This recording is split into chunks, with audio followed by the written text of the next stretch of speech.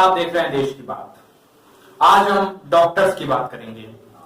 Doctor के पेशे को दुनिया के सबसे सम्मानजनक पेशों में से एक माना जाता है और डॉक्टर को धरती पर भगवान का रूप या भगवान का दूत कहा जाता है, क्योंकि भगवान इंसान को पैदा करता है और डॉक्टर इंसान को रोग मुक्त करता है। इसलिए आज भी भारत में डॉक्टरों को डॉक्टर साहब कहने के संबोधित करने का संस्कार है। लेकिन हम ये कहते हुए दुख हो रहा है कि वक्त के साथ साथ डॉक्टरों की दुनिया में भी बड़े बड़े बदलाव आ गए हैं। अब डॉक्टरों की दुनिया में पैसा कमाने वाले साहबों की संख्या तेजी से बढ़ती जा रही है। इसलिए आज हम भारत में डॉक्टरों के सम्मान में आ रही कमी का एक विश्लेषण करेंगे। इस सवाल का जवाब तलाशने की कोशिश करेंगे कि आजादी के 75 वर्ष बाद भी भारत में डॉक्टरों की कमी क्यों है। क्या डॉक्टरों को अब भी भगवान कहा जा सकता है? क्या बदलते वक्त में डॉक्टरों की मानसिकता को भी बदल दिया है? क्या डॉक्टरों को मरीज की जिंदगी से ज्यादा अब पैसे से प्यार होने लगा है? इस सवालों का विश्लेषण करने से पहले आपको भारत में डॉक्टरों से जुड़ी कुछ बुनियादी जानकारी दे देते हैं। मेडिकल काउंसिल ऑफ इंडिया के मुताबिक 31 दिसंबर 2019 तक हमारे देश में रजिस्टर्ड डॉक्टरों की कुल संख्या 9,36,488 थी। फरवरी 2015 में सरकार ने संसद को बताया था कि देश भर में 14 लाख डॉक्टरों की कमी है। भारत में हर वर्ष करीब 5,500 डॉक्टर ही तैयार हो पाते हैं। डॉक्टरों की कमी की वजह से भारत में 10,000 लोगों पर सिर्फ 6 डॉक्टर उपलब्ध हैं, जबकि अंतर्राष्ट्रीय मानकों के मुताबिक 10,000 लोगों पर कम से कम 10 डॉक्टर होने चाहिए। ग्रामीण इलाकों में हालत और खराब है और चिंता की बात यह है कि भारत की 70% आबादी अभी भी गांव में ही रहती है। नेशनल हेल्थ प्रोफाइल 2018 के मुताबिक 1,06,613 सरकारी डॉक्टरों में से सिर्फ 33% डॉक्टर ही ग्रामीण भारत के सरकारी अस्पतालों में पोस्टेड है, जिसकी वजह से ग्रामीण भारत की 60% जो आबादी है उनको स्वास्थ्य सेवाएं ठीक से नहीं उपलब्ध हो पाती और ग्रामीण भारत में सरकारी डॉक्टरों की कमी की वजह से 58% मरीजों को प्राइवेट डॉक्टरों की सेवाएं लेनी पड़ती हैं मजबूरी में। लेकिन समस्या सिर्फ डॉक्टरों की कमी की वजह से नहीं है। भारत में स्वास्थ्य सेवाओं की भी भारी कमी है, जिन पर आज हम प्रकाश डालेंगे। भारत में डॉक्टरों की कमी है, ये चिंता की बात है, लेकिन इससे ज्यादा चिंता की बात यह है कि हमारे देश में फर्जी डॉक्टरों की कोई कमी नहीं है। फार्मास्यूटिकल मार्केट से research form INS health India के मुताबिक भारत में फर्जी डॉक्टरों की संख्या देश में MBBS डॉक्टरों की संख्या से ज्यादा है। भारत में फर्जी डिग्रीधारी डॉक्टरों की संख्या करीब 10 लाख है।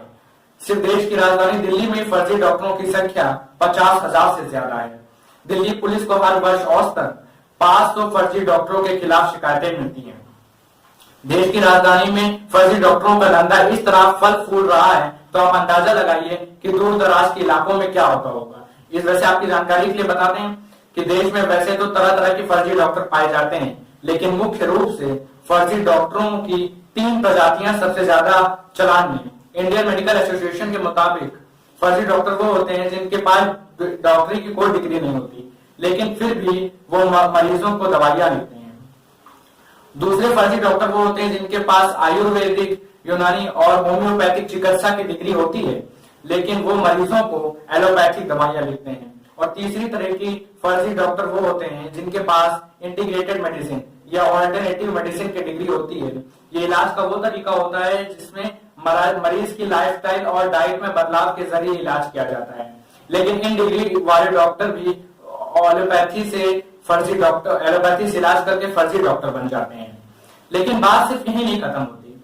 भारत में मिलावटी डॉक्टरों के साथ साथ ऐसे डॉक्टरों की भी कोई कमी नहीं हुई जो खून पसीने और मेहनत की बजाय डोनेशन देकर डॉक्टर बन जाते हैं।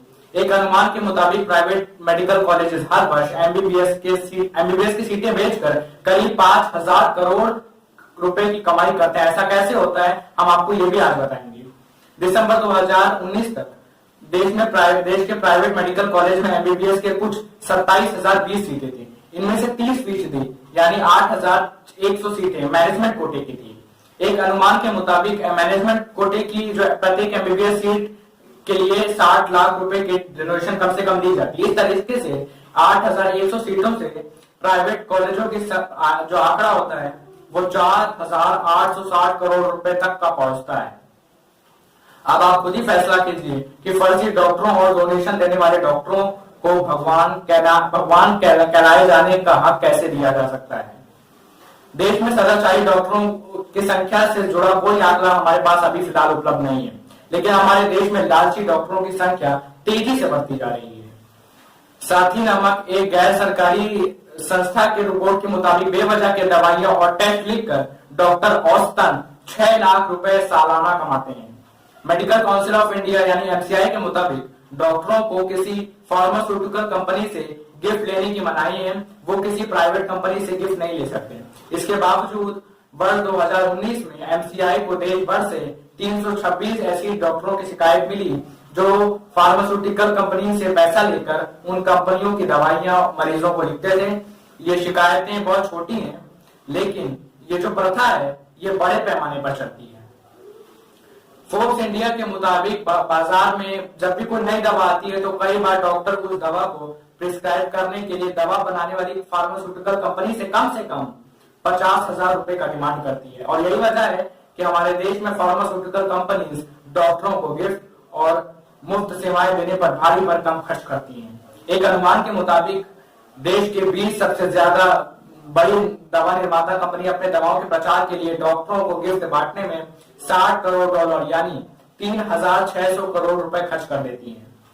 प्लानिंग कमीशन की ताजा रिपोर्ट के मुताबिक भारत में फार्मास्यूटिकल इंडस्ट्री अपनी कुल कमाई का 25% हिस्सा अपने दवाइयों के प्रमोशन पर ही खर्च कर देती है, जबकि नई दवाओं के रिसर्च और डेवलपमेंट पर यही कंपनियां सिर्फ 7% हिस्सा करती हैं। सिर्फ R&D पर सिर्फ 7% हिस्सा खर्च करती हैं। ये आंकड़े बताती हैं कि भारत में डॉक्टर किस तरह दवाई और टेस्ट लिखने वाली एक ATM मशीन बनते जा रहे हैं।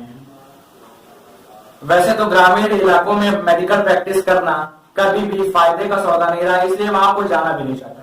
लेकिन एक वक्त था जब डॉक्टर गांव में जाकर लोगों का इलाज करना अपना फर्ज समझते थे, लेकिन अब डॉक्टरों की मानसिकता में परिवर्तन आने लगा है, जिसकी वजह से ग्रामीण भारत में रहने वाली 70% आबादी को इलाज का पूर्ण स्वराज कभी नहीं मिल पाता। नेशनल हेल्थ मिशन 2014 और 15 की रिपोर्ट के मुताबिक भारत में 8% प्राइमरी हेल्थ केयर सेंटर्स में एक भी डॉक्टर नहीं है। 39% प्राइमरी हेल्थ केयर सेंटर्स में लैब टेक्नीशियंस नहीं है और 18% प्राइमरी हेल्थ केयर सेंटर में बिना फार्मासिस्ट के चलते हैं। चिंता की बात यह है कि ग्रामीण भारत में स्वास्थ्य केंद्रों में डॉक्टरों की संख्या बढ़ने की बजाय घटती जा रही है।